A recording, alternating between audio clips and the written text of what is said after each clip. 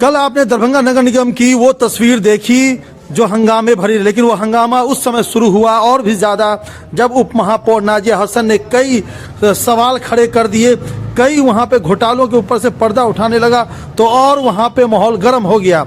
वहीं बताते चल इन सारी तस्वीरों को देखते हुए अंकुर गुप्ता जो डिप्टी मेयर प्रत्याशी के प्रतिनिधि, उन्होंने कहा कि नगर निगम को समझना इतना आसान नहीं है, जो लोग बैठे हैं वो समझ नहीं पा रहे कि अंदर क्या चल रहा है। वहीं उन्होंने ये भी कह दिया है कि आने वाले जिस दिन बोर्ड की बैठक होगी उर्दू के उस सवाल को लेकर के वहाँ पे वो विरोध प्रदर्शन करेंगे। सुनिए नाजिया हसन के किन सवालों से माहौल और ज्यादा गर्माया और कब वो रिपोर्ट आएगी जिन भ्रष्टाचारों को लेकर के नाजिया हसन ने सवाल खड़े किए हैं। जैसे धारा के अनुसार बैठक आप उसी में विषय देते कि इस विषय पर हम लोग विषय कभी लिया ही नहीं गया। नहीं अनिल जी आपने कभी मुझसे आगे पूछा है कि सुनिए, मेरे कहने का मतलब सवाल ही नहीं कि रहे या न रहे, जो निर्णय सदन करेगा, लेकिन उसको बनाते जो है जो आप विषय में लाइएगा तभी ना कोई निर्णय लीजिएगा। आप बिना विषय का आप निर्णय नहीं लीजिएगा कि हटाया जाए। इनको आप जब नगर आयुक्त महोदय आपको आश्वस्त कर चुके हैं तो फिर उनसे इसको ये बोर्ड का विषय नहीं है।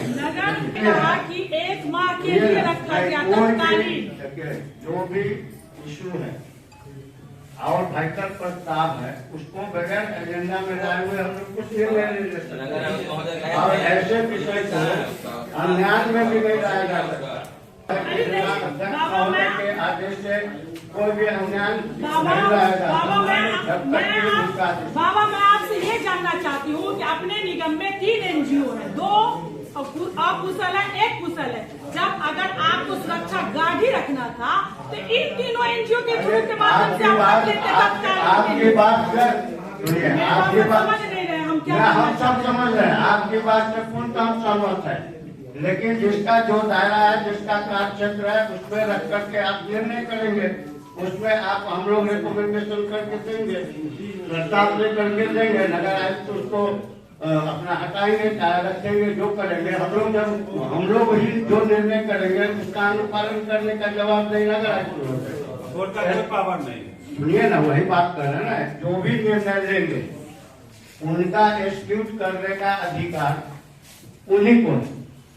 उसमें भी लीगल और इलीगल देखेंगे, जो लीगल होगा उनको एक्सिक्यूट करना है। जैसे कोई योजना होता है आता है तो यानी कि कुछ पॉइंट कम 8% पे किसने लागू किया, जिसमें 6 पदाधिकारी का सिग्नेचर है। स्थापना, कहिए, लेखापाल, सहायक, नगर प्रबंधक, नगर आयुक्त। बताइए 8% कैसे हुआ? 4% ये लोग सब देंगे अपने। कैसे हुआ ये, कैसे हुआ? दूसरा अभी मेरा सवाल खत्म नहीं हुआ। दूसरा कि अगर संजय जो कुशल है संजय, इन केस कोई प्रॉब्लम में आ जाती है, उसकी एजेंसी रद्द हो जाती है तो आकांक्षा को रख दिया जाएगा। ये आकांक्षा कहाँ है? आकांक्षा किसकी एजेंसी है? मैं ये जानना चाहती हूँ। फिर से रीटेंडर होता, लिखा जाता कि फिर से रीटेंडर होगा अगर संजय कुशल का अगर कुछ प्रॉब्लम से उनके एजेंसी को बंद कर दिया जाता है या उनके एजेंसी को रिजेक्ट किया जाता है तो फिर से रीटेंडर होगा। लेकिन उसमें ये आकांक्षा कौन किया जाएगा? ये आकांक्षा कौन है?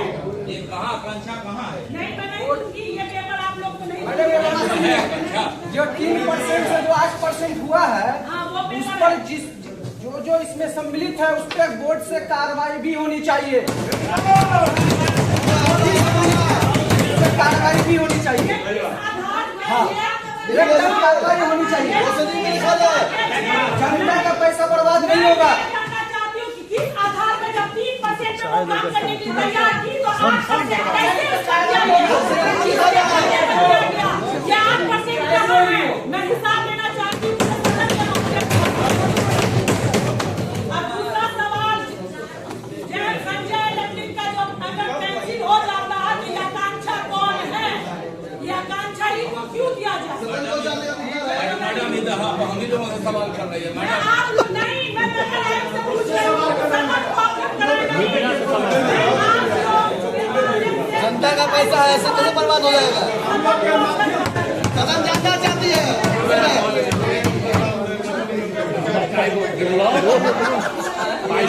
भैया, हम अच्छा ले लेंगे।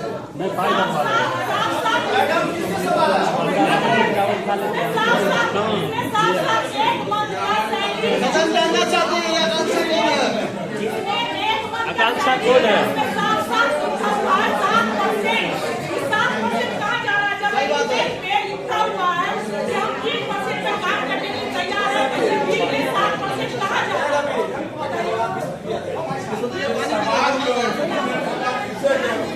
जवाब दे।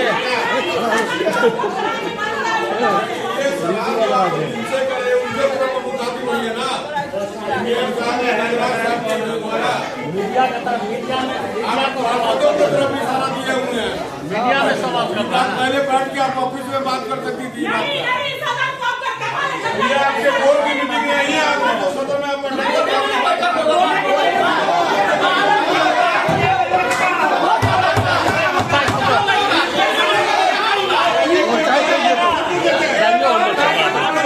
नहीं चलेगा, नहीं चलेगा, नहीं चलेगा।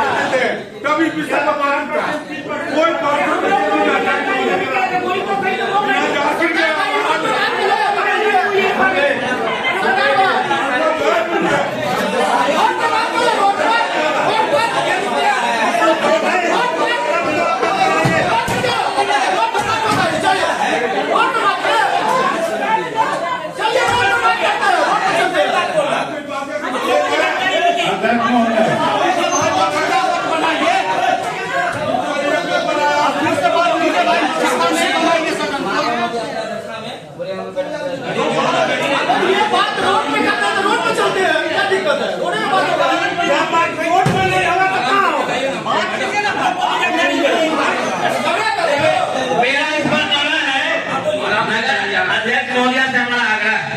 क्योंकि भाईगल चीज उपाध्यक्ष महोदय अगर बोल रही जिसकी मेयर साहिबा, तो इस बात पर हम लोग हल्ला हंगामा से कुछ होना नहीं। अगर कोई जायज बात है, अगर कुछ कमी या कुछ गलती जिससे हुई, उस पर कार्रवाई भी होनी चाहिए। क्योंकि हम लोग सब लोगों को, हम लोग जनता से चुन के आए, जनता के लिए हम लोग यहाँ बैठे हैं।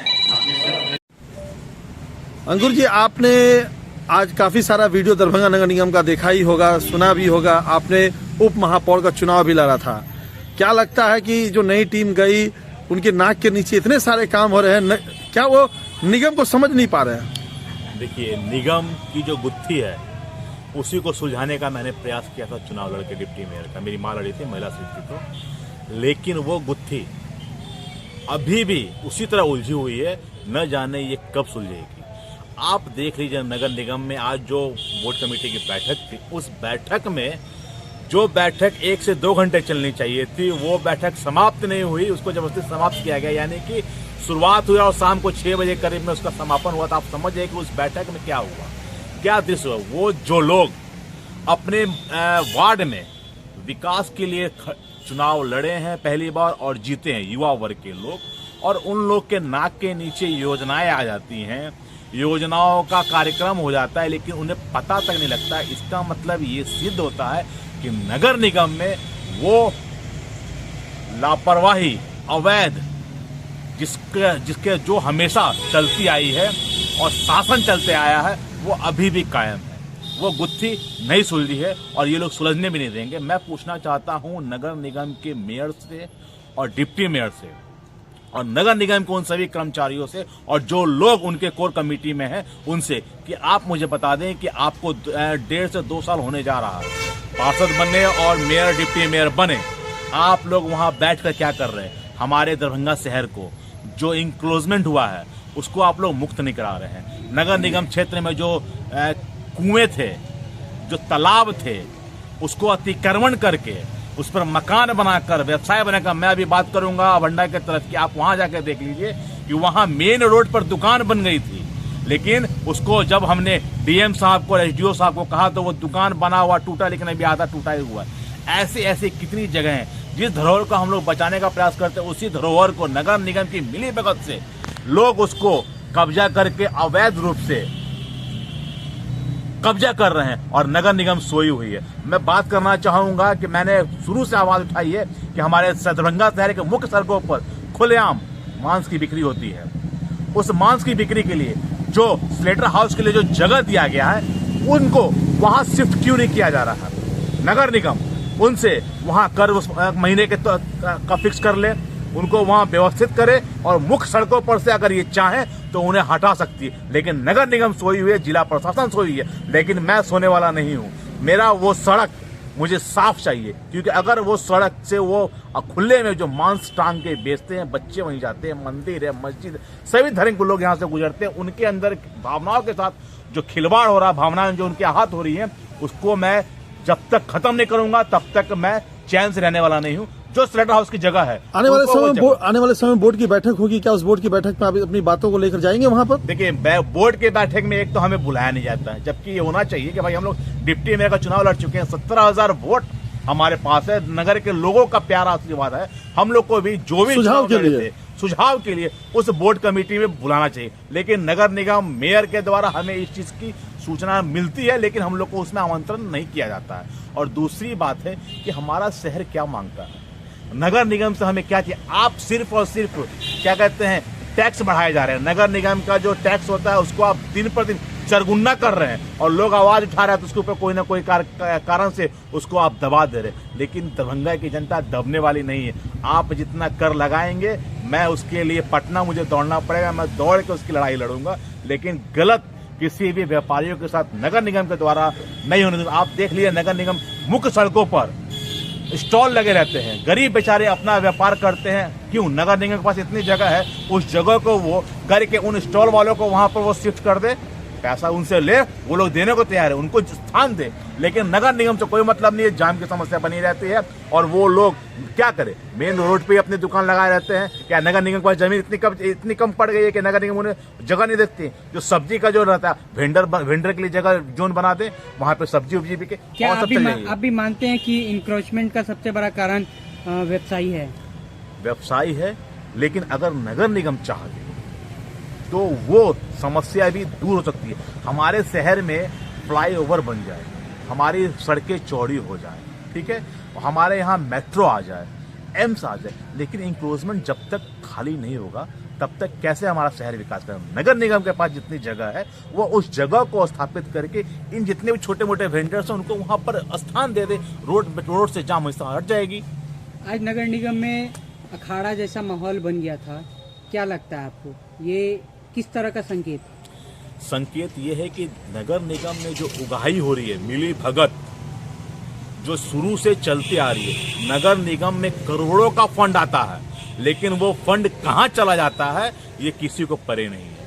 अब इसका उदाहरण के तौर पे तो मैं आपको बता सकता हूं, बहुत सारी चीजें हैं, लेकिन उसके ऊपर आवाज उठा रहे हैं जो पार्षद, कुछ ही पार्षद मिलकर आवाज उठा रहे हैं, बाकी पार्षदों को मतलब नहीं है। क्यों? क्योंकि उनको वहां से फायदा है, उनको वहां से लाभ है, उनके वार्ड में विकास न हो, सिर्फ उनका विकास हो। वो चुनाव जीते क्यों है? अपना विकास करने के लिए, न कि अपने वार्ड की जनता का। लेकिन जो पार्षद प्रतिनिधि जानता चाहता है कि नहीं मेरे वार्ड में विकास हो, तो वो आवाज उठाएगा और उसकी आवाज को भले वो मुट्ठी भर हो, उनकी आवाज को आप दबा नहीं सकते हैं। और आपकी जो कमेटी बनी हुई है वो कमेटी भी मिलके उन्हें नहीं दबा सकती है, क्योंकि वो सत्य की राह पर है और आप लोग असत्य की राह पर है।